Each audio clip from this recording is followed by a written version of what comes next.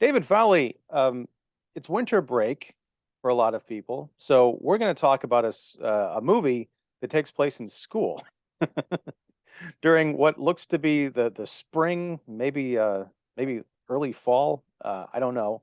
We're talking about The Class, Ah, written and directed by Nicholas Celozzi, and starring Anthony Michael Hall and Debbie Gibson and a host of hot young talent, many of whom we met last year. You and I, to kind of set the table for this, we've been uh, sort of intimately involved in the press origins of this movie. Last summer, there was an event at the Tivoli Theater in Downers Grove where you host many of the after hours film society screenings. it was summer 2021, right? Yes, I'm Yeah, sorry. yeah, Not this past summer, not yeah, 2022. When I say yeah. last summer, I'm thinking like the previous year. I Last always get, last summer. yes. I know where we were last summer. That's There you go. so yeah, summer 2021 in August, I believe it was. There was an event. The movie was still being filmed at a local high school Hmm. here in Illinois. Well, And yeah, Elmhurst University. Yeah, oh, was it okay? It was a college. All right. yeah, yeah. Um, yeah, I've forgotten a lot of those details. That's why I'm glad I've got you here for Sorry, I many won't reasons. interrupt you anymore. Go ahead. No, I'm relying on you to keep my facts I don't straight want you to because give me a detention. there you go, no interrupting the class. Um, but so yeah, there was an event at the theater. It was a charity fundraiser, and also it was a screening of The Breakfast Club. Hmm. And Solozzi and the cast and Debbie Gibson were there doing kind of a red carpet, which is it was sort of an odd event because it was a red carpet for a movie that was still being filmed, sort of a promotional thing for something that would eventually be coming out. And you and I Hmm. were there, and there was a fun bowling party afterwards, and yeah, it was kind of a neat evening. Yeah, And didn't Anthony Michael Halls and his group have a table with T-shirts for Halloween Kills too? you know, I wasn't going to mention it because shortly thereafter, I interviewed Anthony Michael Hall, and he was very excited about Halloween Kills. Well, if I was in that movie, I'd be excited too until it came out. Yes, I'm sure making it was fun. I'm sure everybody had a blast, Hmm. except for those of us watching it. But Yeah, mm, kill so my eyeballs. setting that aside, well, Yes, I will say it was better than Halloween Ends. So that's true. I will give it that I that it would has say the edge. the middle one was probably the apex of a very disappointing trilogy. Yes, Yeah, which we've covered. we've covered that. You know, you You can folks check it can go. out. Yeah, I'll actually relink all of those below because those were some fun conversations. But so the movie was touted as sort of a spiritual, not a remake, but a spiritual successor, an homage to The Breakfast Club, Hmm. which is one of the reasons I think that was the film that was chosen to um, kind of promote The Class. Yeah. Now, having just watched The Class, now you watched it recently as well. It's available Hmm. on demand right now. It's on I watched it on Amazon Prime. Actually, I purchased it. Um, and it's It's up to you. You might want to go into details. Usually when somebody purchases something, that means they're a big fan of something and they want to rewatch it. But hey, it's up to you. It's up to you.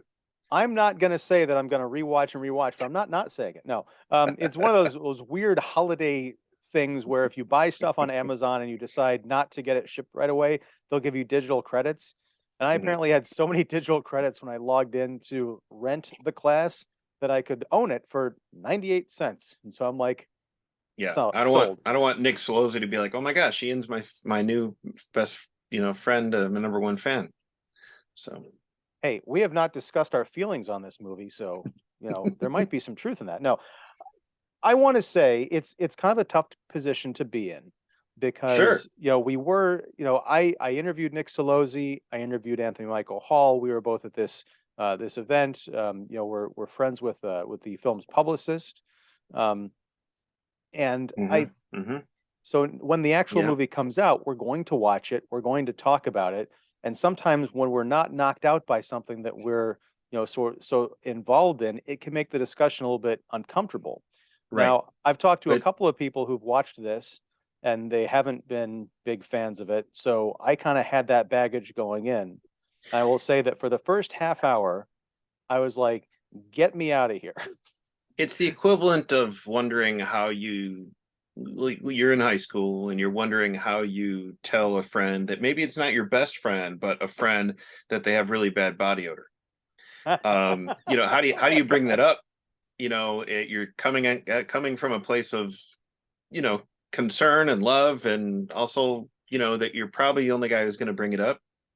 So it's kind of like, when you when you do see a movie and some of the people involved, at least, indirectly, as far as, in this case, our friend who's a promoter, what do you do? It's like, yeah. Well, the best thing we can do, and this goes back to, and I swear we'll talk about the film itself, folks.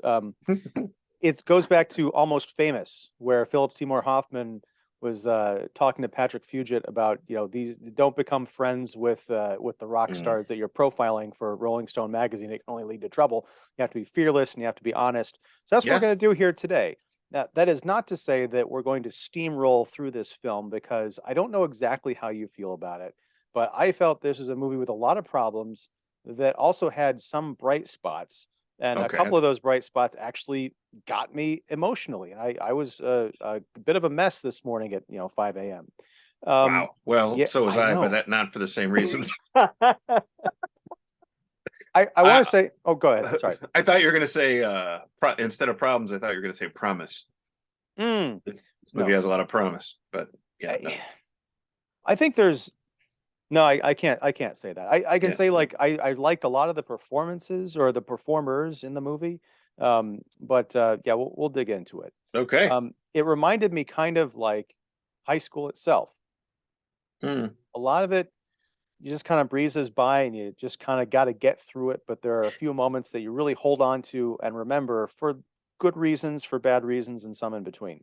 I will say this: we meaning our generation, we grew up with John Hughes movies, and we have become so, I wouldn't say indoctrinated, but so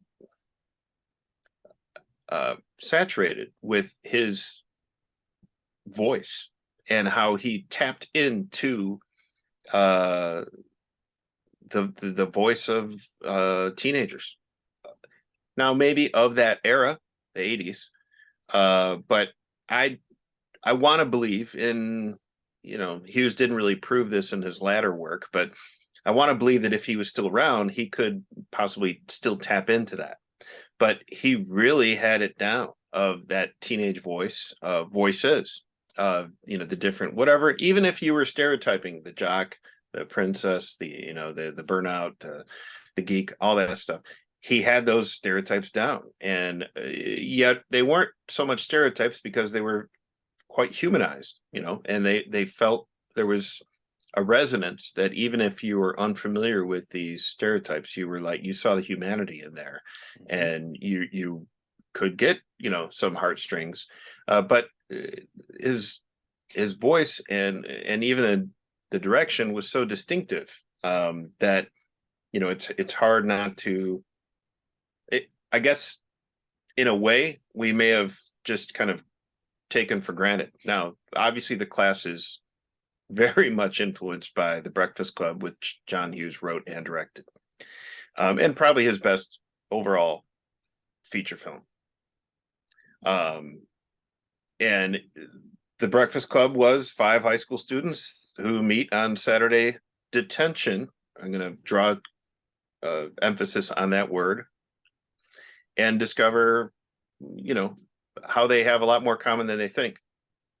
Mhm. And right there and then, that's a simple plot. Right there and then, there's a lot to go through, and it's populated by at least a couple adults who also are. There's a lot of nuance there, not one note performances or characterization. Just as the teenagers have the same approach. That he took the same approach to the teenagers. A lot of nuance, not one note characters, um, and we spend a lot of time with them. And also, Hughes allowed those actors to personify those characters with a lot of personality and their own kind of. You could tell Judd Nelson, etc., brought a lot to those characters, probably more so than it's on the page. And including Anthony Michael Hall, Right. who's the star of the class. The Breakfast Club Right. is one of his breakout performances. Yeah. And also a very kind of rich, he was a geek, but as you're mentioning, there are many layers to his character. We get to see a different range of his throughout the film. Right. I think to be specific, in Breakfast Club, he's considered the brain. He's the geek in 16 Candles. Just I know semantics and all that, but He's yeah. But Potato. He's not a charismatic brain. All right. No. Yeah. Right. No, geek, yes. He's very much kind of more of a nerdy brain kind of guy. Yes. So I say all that because watching the vastly inferior The Class, I didn't think I'd have.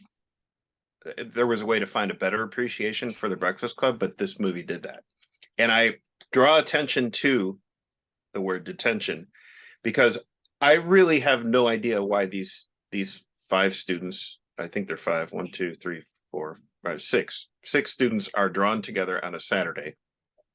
It seems like a detention, but it's really the word I don't think is really ever brought up. They're in a classroom instead of a library, and Debbie Gibson is their art teacher, theater teacher, and drama teacher, and she has an assignment for all of them that maybe they didn't finish. These were the students didn't finish it or complete it. I'm not certain, and it almost seems like she's not certain why they're there. Literally. I mean, it's a really easy thing to do in your script is just to say right from the onset why they're there. All right, you guys, why you're here. If I need to reiterate, I will. Look at the board. This is why you're here, or whatever. But it just seems like they need to come up with a character. I think for the first part of their assignment is they need to come up with a character for a scene, and they're totally lost as to what the assignment is, and so are we. Now, that being said, for some reason, Anthony Michael Hall's character, Mr. Falk, Faulk, Faulk. Okay, you could easily screw that up. Well, that's when the first time his name is mentioned, one of the kids kind of addresses him derisively, and I thought that he was saying the F word. Yeah, I mean, it makes sense. You would do that. I couldn't tell if he was a principal like Paul Gleason's character, or no, Paul Gleason's character in Breakfast Club was a counselor, I think. I could be wrong, or was he just a teacher? I think he was a counselor. Yeah, he was some kind of administrator. He had almost the same kind of vague role, I think, as Anthony Michael Hall does here, because I believe they make reference to the principal, in terms of not screwing this up. So I don't know what exactly his position is in this film either. I began to think of him as almost like another teacher who was maybe senior to. Well, yeah, that's the thing, is because he was tenure. He did that, funny hand gesture thing. It was like tenure, adjunct, tenure, adjunct. I know. So he's somehow like sitting in on this Saturday class just to make sure no, tomfoolery is happening or whatever. And again, there could have been something even more to this. Like maybe Debbie Gibson's character is getting audited, and he's taking this Saturday to sit in and audit her as a teacher. Okay, that would make sense, but we're not really sure why he's there. He's disgruntled. He's kind of put out that he has to be there on a Saturday. Again, we don't know why he has to be there on a Saturday. I guess he's some kind of like administrator or something. He really wants to be at the track. We established that middle of the movie. Yeah, exactly. So right from the onset, this is I emphasize that Breakfast Club has a simple setup. This could have been a simple setup too, but it right from the onset, it's just not set up very well. It's confusing, and it totally doesn't need to be. What did you think about just the right from the start, how you felt this setup was? I didn't understand it either. Um, and by the end of the film, I thought that one of the ways this could have stepped outside the shadow of the Breakfast Club is to break up this class into like a week. You know, Mm. maybe Hmm. it's finals week or something. Because towards the end of the film, not so much the reason they're there on a Saturday, but the stakes of their performance becomes a bit clearer because they're all freaking out about whether or not they're going to fail. Hmm. And so I think it was Max, played by Colin McCallum, says, you know, we're gonna fail drama. Like, but he was thinking of all the classes that could flunk him out of, you know, school or whatever, drama class. Hmm. But I feel like if, say, the conceit was it's the week of finals, and you know, on Monday, this group of students finds out that they are in danger of failing unless they get, you know, it's the my Hmm. science project thing. You know, Right. they have to do the Yeah. one assignment really well in order to barely scrape by to graduation, and then you have a series of classes. Just focus on this class Monday, Tuesday, Wednesday, Thursday, and then Friday is the big Yeah. final when everything is That makes revealed. sense. And have Anthony Michael Hall being in there to audit Debbie Gibson's character because she's a newer teacher. We find out. I mean, I think she's got a fascinating, not an arc, but a backstory, which we find out, you know, later on in the film. And she brings a lot of that, I think, backstory to this performance. She starts off as being one note, kind of like the wanting to be the cool, optimistic teacher, and we find out later why that is. And I think Yeah. it helped me to reframe, give a little bit more dimension to what I thought was a one note performance. But I'm like, that totally makes sense why she would act the way that she acts. I Um, would have, yeah, I agree to an extent, and it's all a matter of build up to that moment because I think, and we'll talk about how this storyline is navigated, but yeah.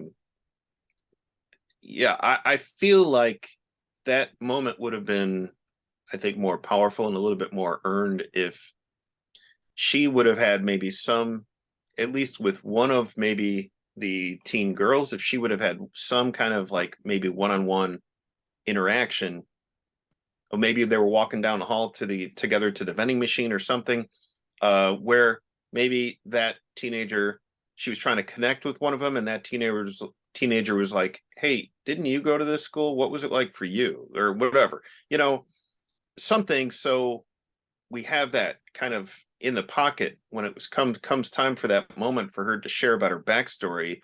We can see, you know, maybe one of the teenage, hey, why don't you share what you shared with me in the hall, you know, or whatever. I Well, just feel, yeah.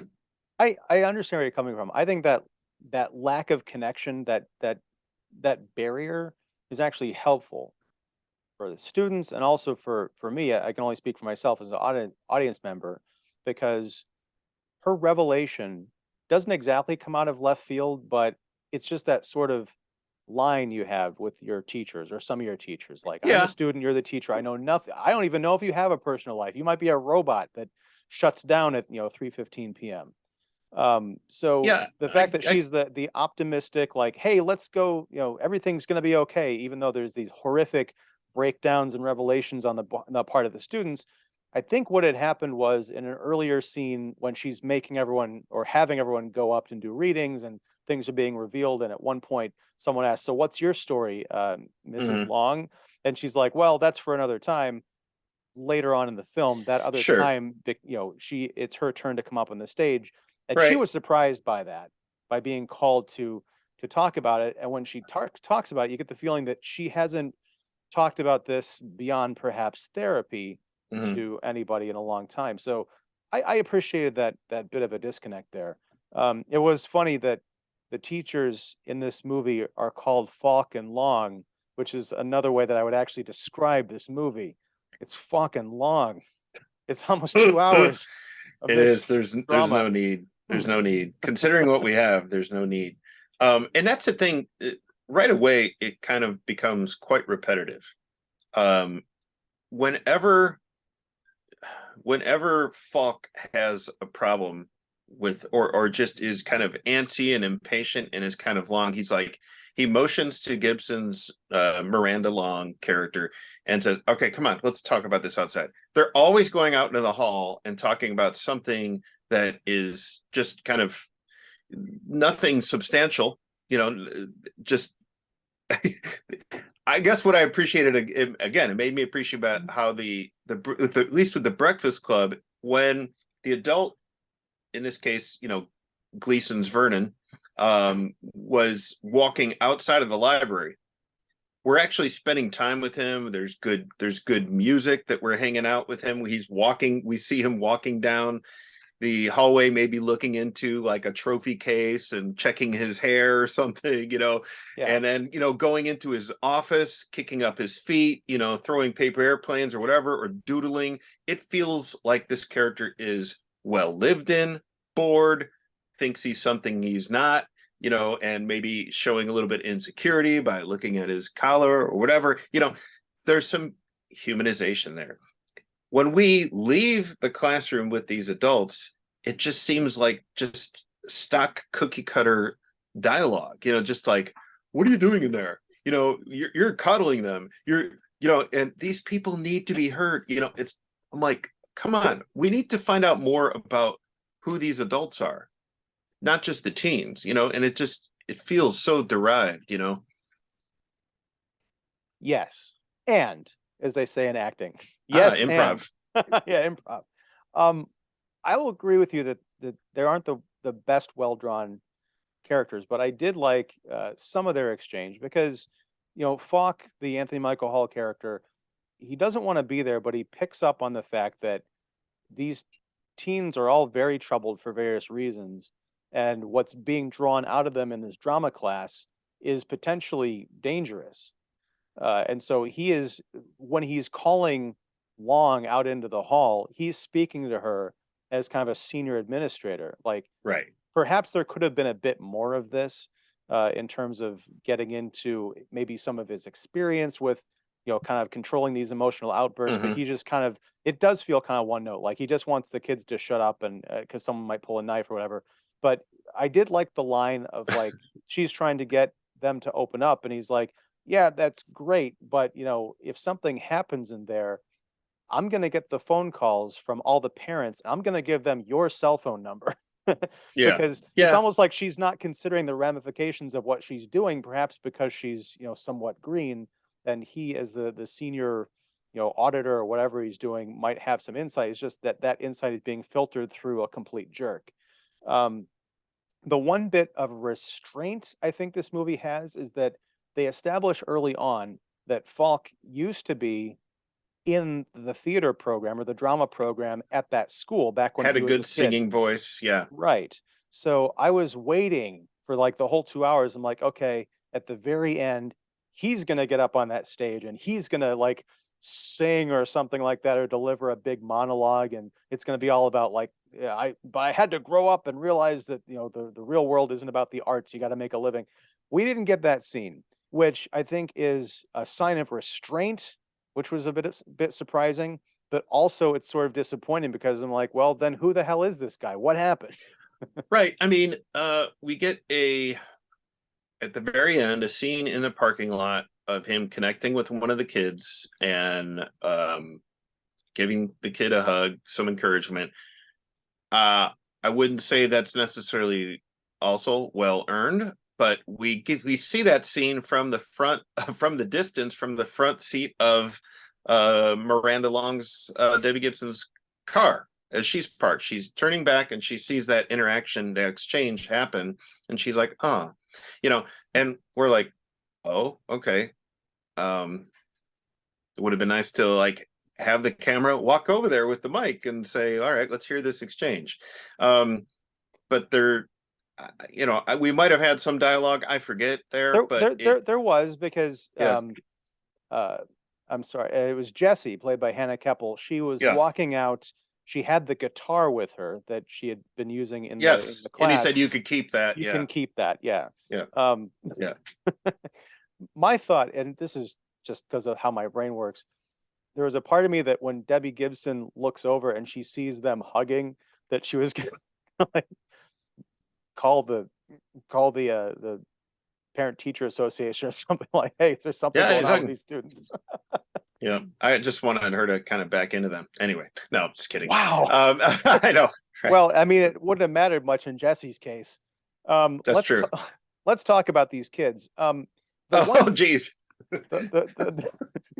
the one thing that is, I think that would have worked better as a TV series or at least a movie that takes place over a longer period of time is, the Breakfast Club, you've got the stereotypes of Hmm. the jock, the princess, the brain, the goth chick, whatever.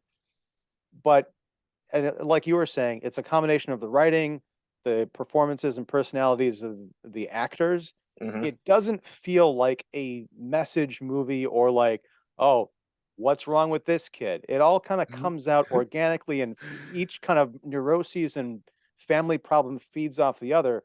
In this one, like right away, there's one kid who's talking about, I'm gonna blow up the school.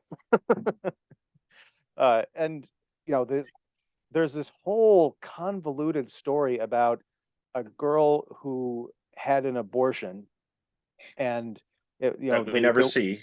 Yeah. right, the one kid, Michael, who's the kid who's talking about blowing up the school, he's also the one who it turns out had a friend who was a girl who had an abortion after the guy that she had slept with rejected her. So she had the Mm. abortion and then she overdosed on pills. I guess she survived because I And think they talk almost about died. Yeah. almost died. Yeah. And so Michael is like, if I ever find out who that was, dot, dot, dot. So then you're looking around the room because, Ebert's law of the economy of characters. It's like, hey, it's probably Jason, played by Charlie Gillespie. And it turns out that that's correct. Who's kind of the Judd Nelson of the group? Yeah. He's like, Kind yeah, of. but Kind of. he's almost like the Brad Pitt from True Romance crossed with Judd Nelson from Breakfast Club. True. Brad Pitt from like True Romance, but by way of like a CW show or something.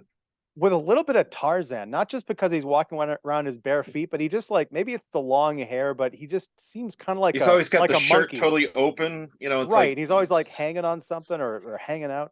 yeah. So turns out Jason was the father of the aborted And baby. But I'm like, okay, it's just too much. Too much yeah. between two characters. You've got one character who possibly is a Columbine shooter. He's also the best friend of a girl who had an abortion and overdosed on pills. This needs to be there needs to be other members of the class, or this needs to come out over the course of a week. It's sort of like the TV show 24, where in the moment, these 24 episodes of every hour of the day is like really tense and engrossing. But then when the season's over and you look back and you're like, wait, Jack Bauer's daughter was kidnapped 5 times in one day. That's rough. Yeah. Yeah. It's kind of the same thing here. Yeah. I mean, there doesn't need to be all that happening. There's enough that could come out in this short amount of time for these kids to realize that their perceptions of each other can change, and they can, see each other with, more clarity and can relate more to each other than they probably would have thought of at the beginning of the day. That's all you really need. You don't need all this other stuff. The other girl, she's got cancer.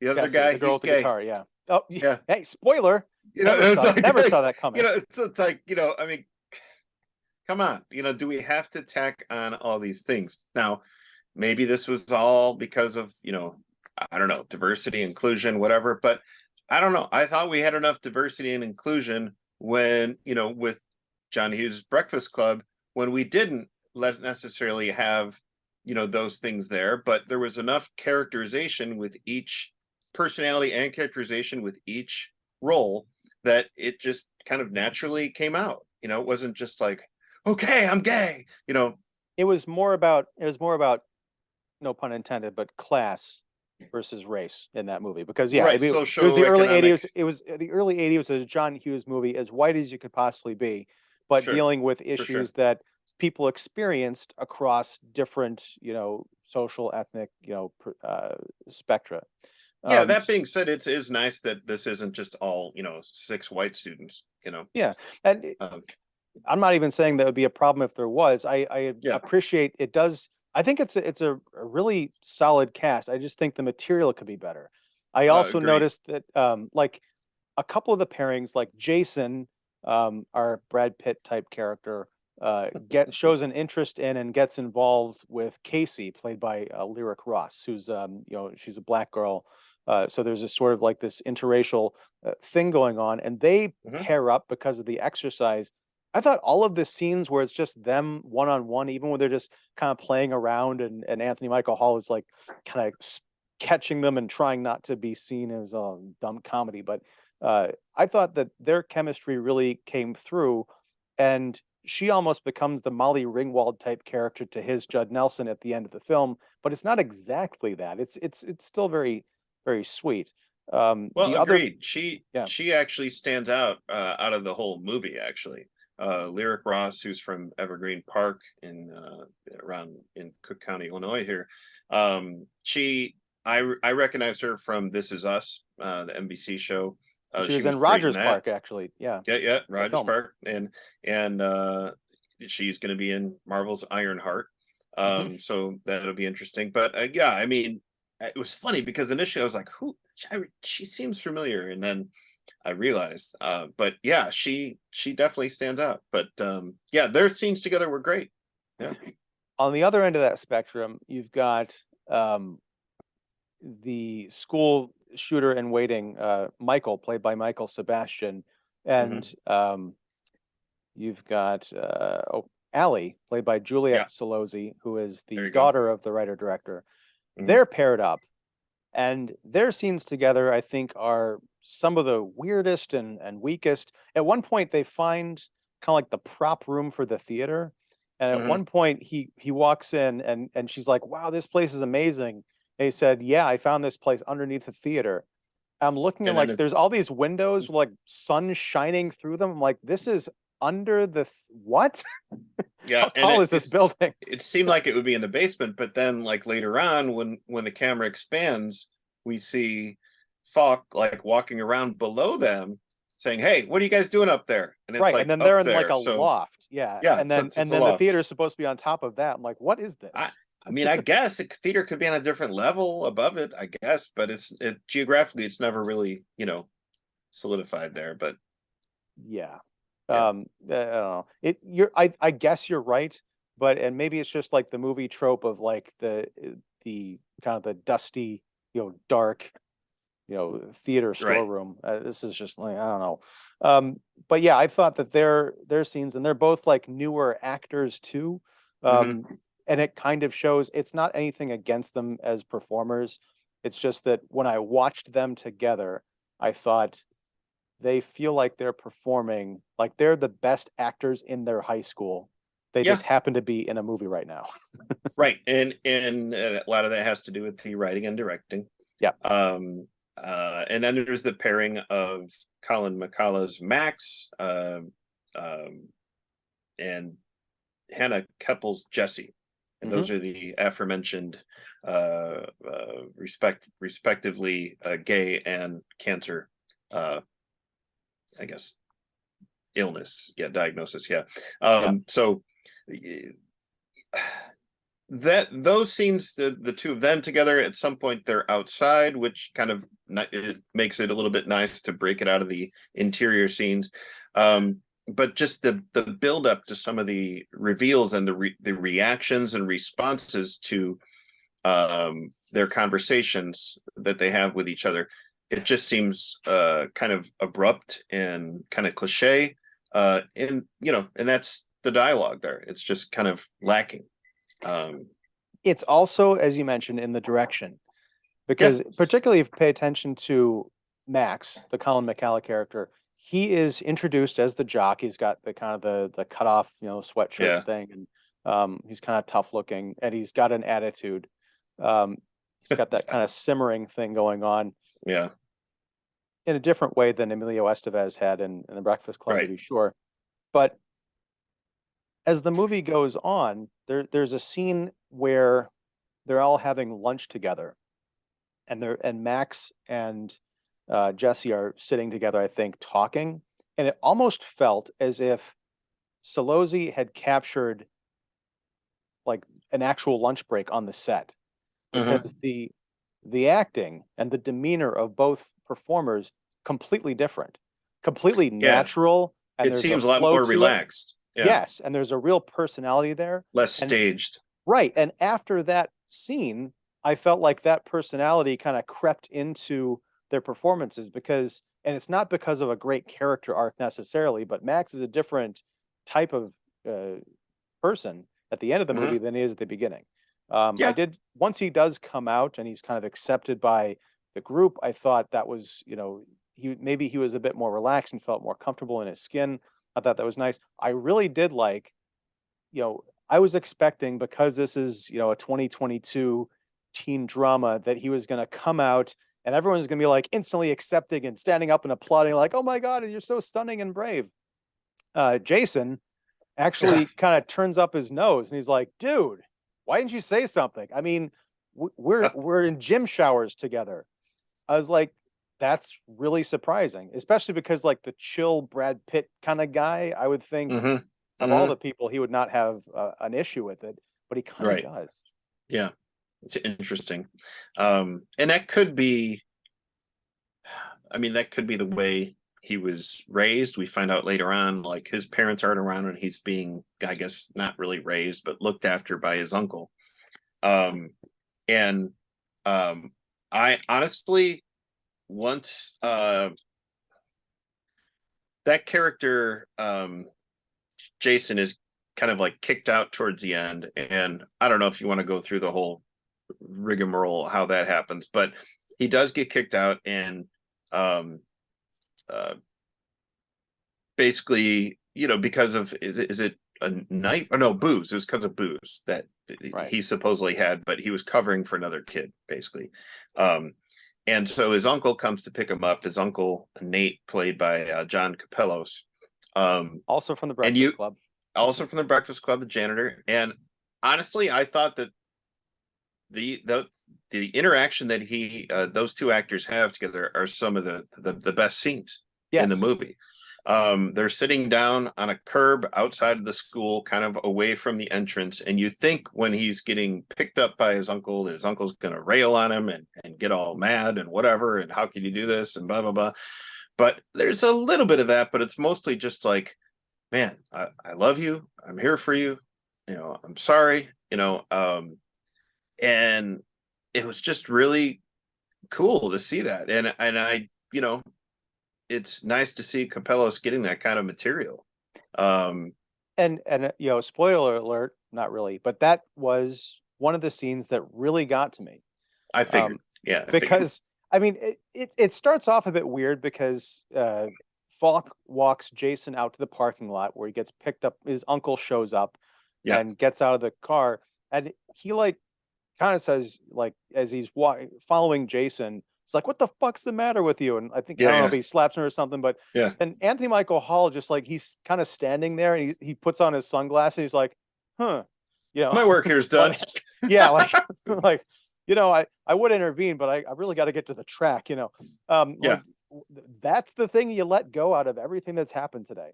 Um, yeah, but you're right. We follow Nate and Jason down to this kind of alley, and it comes out that Jason's upset because of the whole abortion thing, and his guilt because he had rejected this girl who was hmm carrying hmm his child, and then she overdosed. So there's like the double hit. yeah, And yeah, his parents were killed in a car crash when he was 3, and he has kind of a really interesting scene. This is where the writing, I think, really shines earlier on, because he's asked about his parents, like, "Do you remember anything?" He's like, "I remember, smells and kind of sensations, but I don't remember much of them." But you get the feeling that he had some kind of a bond. And then it's later kind of on, like Leia in Return of the Jedi. Sorry. good callback, yes, but completely ruined by Yeah. episode 3, of course. Um, True. my mom, I Yeah. remember her as being really kind in the Do seconds I was you? being delivered from her out of the birth canal. She was great. But no, so what really got me about that, I was really moved by all these kids' stories, mostly because I thought about my own children, and I just wondered, like, how can you just be an adult who neglects your kids, doesn't love your kids, all of that stuff, to Right, be right. estranged from them to the degree that they end up in this Saturday detention or whatever, getting in the fist fights and all of this other stuff.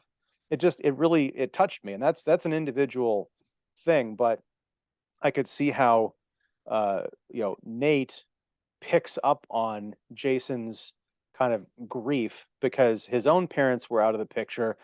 He had just lost a child essentially. And so there's that weird kind of bond there. And then Nate kind of sees himself as, the only father figure that Jason has left. Yeah, And it's almost like that's the first time in, 13 or 14 years where that really sunk in that, hey, this kid needs me. And they're right. hugging, and it's great stuff. It is It's just surrounded by a movie that has moments mediocre. that shine through, but yeah, it's a lot of mediocrity there. Yeah. You mentioned, I think you briefly mentioned like fighting or fisticuffs or whatever. We do get a whole kind of like somewhat of a fighting scene, an action scene in the classroom, and I thought that was pretty well choreographed. Very well, yeah, and well shot, Yeah, yeah. and yeah, well shot and everything, and it was pretty convincing. Um, it seemed kind of an inevitable moment. Like, all right, we get these two characters have to come to a head or something. There has to be some kind of bro fight or something. Um, but that being said, I thought it was is filmed quite well. Yeah, there's just not enough material to rise above the mediocrity there. Just I don't know. I I agree, and there was a moment. It was the scene. This part of the scene went on for, I swear, it might have been 2 minutes, but it felt like five. It was the bit where the revelation that Jason was the father of the Uh unborn huh. child, Yeah, yeah, that was because too long. they mentioned Joanne. Like, he lets slip that, Michael's relationship with Joanne, and Michael's like, I never I said didn't. what her name Her name. was. Yeah. Yeah, and he's like, whatever. And then everyone's like, wait, who's Joanne? Who's Joanne? What are they talking about? I don't know. Someone tell me what's going on here. I'm like, y'all can't be this thick. It's the Yeah, one yeah, yeah. thing that this guy was talking about, and now, put it together. So yeah, that just didn't seem natural. It seemed like weird padding. Do you also feel like I guess I didn't mind this or notice it right away, but do you feel like it was odd that these teenagers weren't like totally on their phones the whole time? Well, Because if they were told explicitly not to be.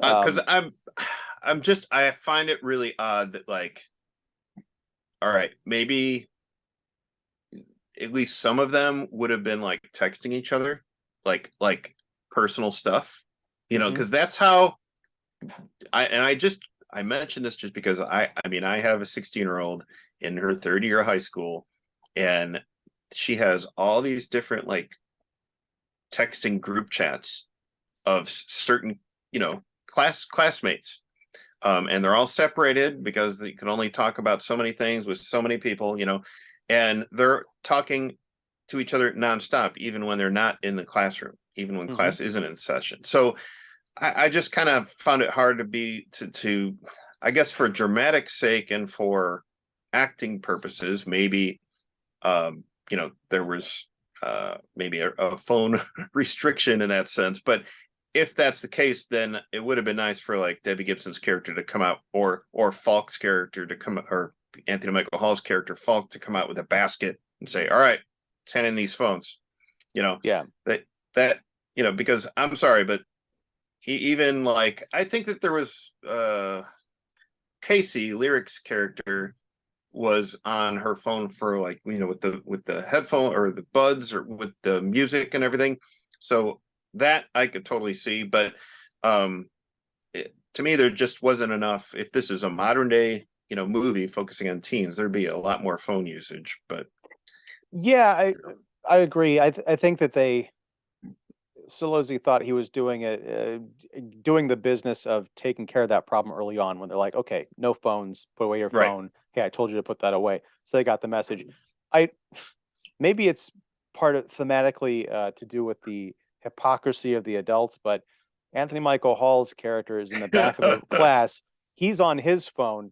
He's like More than talking about, 18s. yeah, he's talking about sports betting. He's like reading the notes for this play or something, that school play that's coming up. He is not engaged at all. His ears only perk up when there's like talk of like violence and all this other stuff. You would think that he's such a hard ass that he would at least try to lead by example Right. or step out of the class, Right. or the you know the classroom situation. And if he's not going to do that, then someone needs to call him on it or make that like a plot point. I don't know. It just stuck out to me. I'm like, Right. yeah, Right. Dude, why are you on your phone all the time?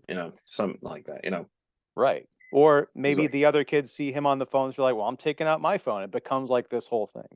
and he would say, Um, "Look, buddy, you mess with a bull, you get the horns." oh, I do want to talk a bit. I kind of teased this at the beginning. The first half hour of this movie, the editing drove me absolutely crazy.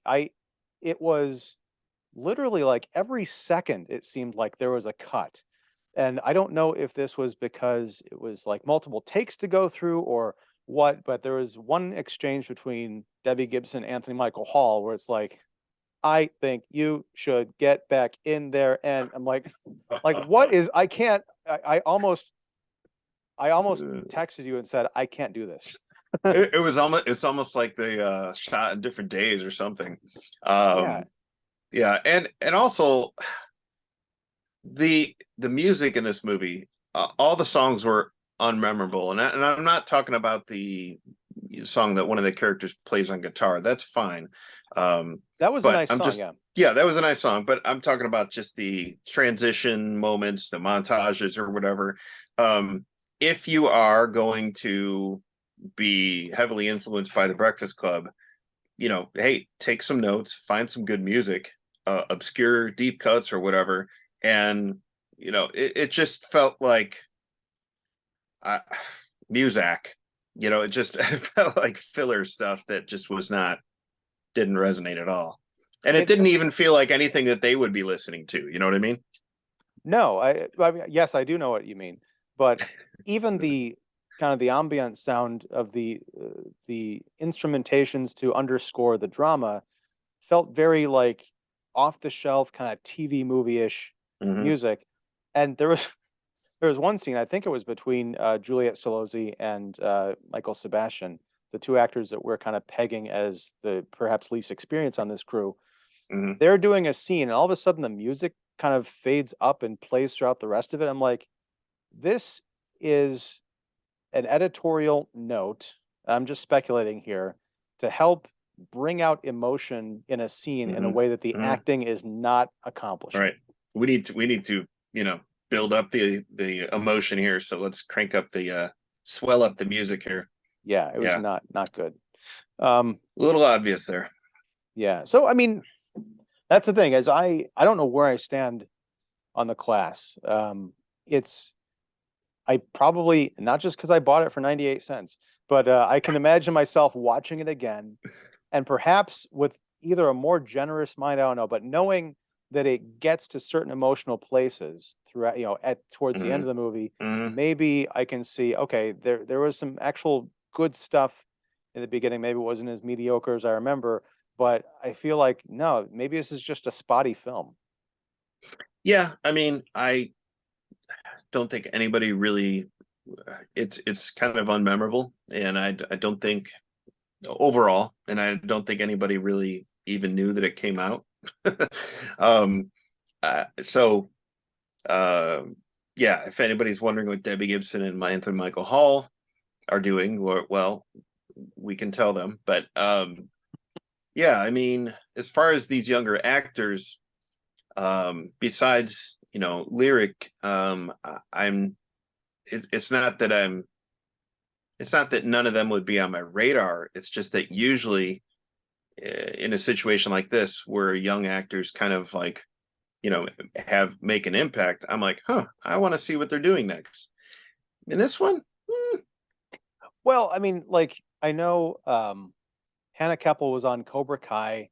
Um, mhm, was it Charlie Gillespie had been, I think, in a couple of other things. I remember at that Tivoli event, mhm, like there were people like it was it was like low key Beatlemania. Like there was all these like screaming, Hilarious. fangirling out girls who were just like anxious to talk to him. I know when I posted my my kind of compilation, which I'll repost down below of that event, I got like I think a Charlie Gillespie fan account or something on Instagram like shared it, and I got Hilarious. all these hits on it. Like, we love you, Charlie. Like, wow. Wow. But Well, yeah, I mean, he was says here he was in Speed Kills with John Travolta. Yeah. oh well, I got to check that out now. But I really like Colin McCalla. I think especially when he kind of lightens up during that lunch scene and becomes Mm-hmm. more natural. I was like, I want to see more from this guy. I will say this was a fault of the editing because when Jessie sings her song about like her cancer struggle, I Mm-hmm. think it's a really nice song. Unfortunately, it's called "The Remedy," which is also the name of the big Jason Mraz hit from 20 years ago. Um, Uh, and but it's kind of a sad song, and they're kind of panning around, and you can see that people are getting into it and they want to be supportive of her. But at one point, mm-hmm. Max McCalla, there's a shot, or Colin McCalla, Max, there's a shot of him Mm-hmm. going, like he's bopping Yeah. around to him, Yeah. like, Yeah. She that's, needs a remedy. yeah, this is not the song, dude. I'm never gonna make it. Yeah, yeah. Like, Yeah, she's never gonna make it. Yeah. And for a teen movie, didn't see a whole lot of like hormones in this movie. Um, I don't know. I mean, it just seems like left to your own devices, it seems like these teens would, I don't know, kind of make moves on each other. I don't know. I don't know. That's maybe that's just me. But Well, I mean, the stats on like sexuality are quite depressing nowadays. It feels like either some people are having a lot of sex, but a lot of people are having no sex. Even going back down to the teen level. Mr. Falk could definitely use some help in that category, I think. I was gonna say something about Debbie Gibson, but I'll just leave that alone. Yeah, yeah. eh, anyway, I think that's a good place to leave it. I agree. There could have been some more tension here, but again, I think that's something that you bring out in this movie. It would have been one Jenga block too far. The whole thing topples over because there's enough between the cancer and the abortion and the And they're overdose. coming out. The Yeah. coming out. Oh my God! Like, what issue did they not cover in this movie? Is there anything that any stone they left unturned? I mean, one of them could have been an alien. That would have been good. Just I'm visiting the planet and I can't believe this. I don't know. That's right. They leave the class and they send down the bombs. There's no hope here. We tried. The monsters are due on fifth period. That's right. All right. Well, David Fowley, thank you very much for talking about the class. I promise I won't bother you more on winter break with more schoolwork. And yeah, any final thoughts on this one? I kept on thinking of Rodney Dangerfield and back to school. Call me sometime when you have no No class. class. And yeah, Oh man. Well, yeah. all So right. Well, I think we're gonna close the book on this. That's the final bell. More class metaphors. I don't know, but yeah. Thank you, sir. Everyone out there. I hope you enjoyed this. Again, you can find the class on Amazon or wherever you stream things. I recommend you at least check it out and maybe even do a double feature of The Breakfast Club because they are studies in how you can have two very similar ideas for movies with completely different executions. And one of the things that was surprising to me, I promise I'll wrap this up, but at that Breakfast Club screening last year at the Tivoli, there were, because Anthony Michael Hall came out and did a whole like spiel and he mhm. kind of held court and it was very kind of a magical night. There were a number of youngsters, I'll call Yeah. them teenagers in the audience who had never seen the Breakfast Club before. And there are Mhm. also people who it was like one of their favorite movies. So Yeah. it's a testament to Hughes. And he kind of talked about this, how that movie, which is like 40 years old now, or just Mhm. about, transcends generations, transcends class, ethnicity, all that stuff to be truly memorable. And I give Nick Celozzi credit for trying, but this Totally. I this mean, quite isn't it? Yeah, yeah. I mean, just what you said that it's kind of Breakfast Club becomes timeless is impressive, and I could see why you'd want to make an updated version of it, but they're just it takes a lot more than what we have here. yeah. All right. Yeah. Well, R.I.P. John Hughes. R.I.P. this episode. Thank you again. Everybody, check out David at Keeping It Real. If you like this episode, like and subscribe and all that good stuff. And whenever you get back together, I don't know, whenever that is, whatever that is. Thanks. Take care. All And right. class dismissed.